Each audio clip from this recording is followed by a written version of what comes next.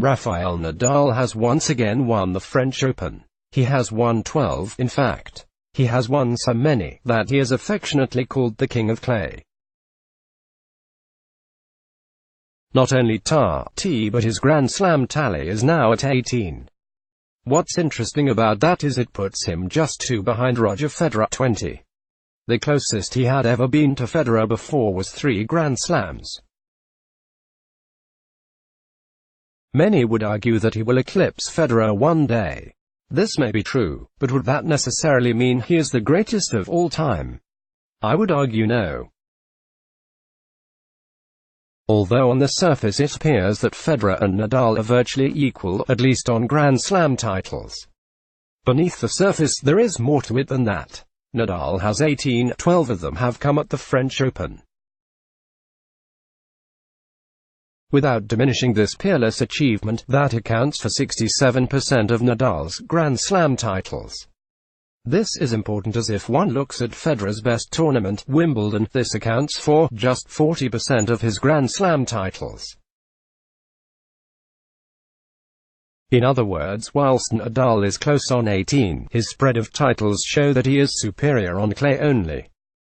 Furthermore, to regard Nadal, as of right now, as the GOAT means to ignore that he is inferior to Federer on all surfaces except for clay. Therefore, this is why Grand Slam tallies alone don't answer who is the GOAT, it is just one indication of it. To put this point further, Nadal has won fewer Australian Opens, Wimbledons, and US Opens than Pete Sampras, let alone Federer or even Novak Djokovic. It would be foolish to position Nadal as the GOAT simply from the potential that he will eclipse Federer's total, especially if they only come from the French. Nadal is unquestionably the greatest clay court player ever, but that's as far as we can currently take it. In addition, Nadal has never defended a non-clay title at any tournament level. This illustrates how deep this point goes. To conceivably be the GOAT, he needs to emulate his clay success on another surface. Federer, Djokovic, and Sampras all have superior records to Nadal on the other surfaces.